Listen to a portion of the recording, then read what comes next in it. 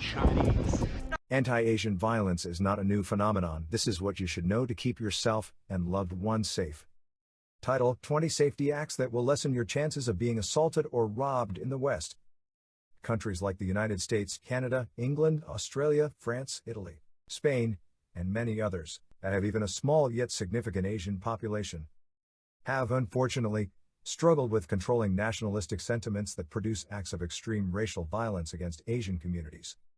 In history, this initially came in the form of efforts to control the wages of Asian ethnic groups who hoped to improve their lives.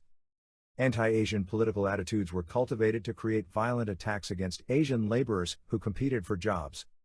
Within a few decades after their arrivals, laws were created in certain Western nations to halt the complete immigration of targeted Asian groups. Today, unfortunately, some things have not changed. Around the globe, the coronavirus pandemic, which is said to have begun in China, has given rise to new governmental policies and propaganda that have guaranteed grotesque acts of violence against Asian women, children, men, senior citizens, and their businesses. Many of these attacks have left Chinese communities, as well as other Asian ethnic groups that are commonly mistaken for Chinese, shocked and injured by the extreme level of international violence and aggression that has been unleashed upon them. The vast majority of these acts have taken place in major modern cities throughout the West. So what seems to be the malfunction? Answer: ignorance of the benefits of multiculturalism. They are many and they are very significant. Promoting multiculturalism is the central solution to anti-foreigner sentiment and their adjacent racial issues. Sadly, it is quite easy to see that many nations in the West are not ready to discontinue the use of anti-immigrant policies. This video, however, is an educational tool meant to prepare Asian travelers for potentially violent assaults in Western nations.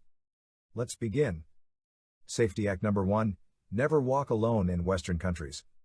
Most violent acts occur when you are in public areas alone. With this in mind, stay in groups of 2 or more. This, of course, will be even more important when you are walking in the streets at nighttime. Safety Act Number 2: Try to avoid walking in crowds or crowded areas. As you walk in crowded areas, your view of your surroundings will become very limited due to the movement of passers-by.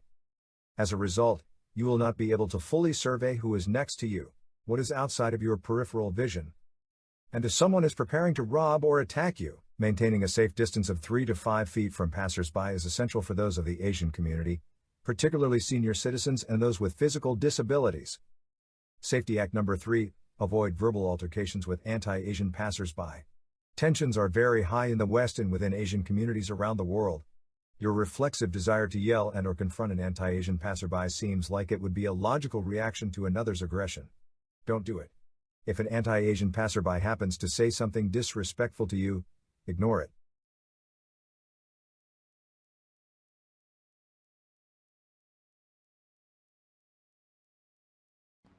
Beaten so badly his face needed reconstruction surgery, Yuan Zhao is slowly It's recovering targeted at from his people physical. who, the racists think are vulnerable, and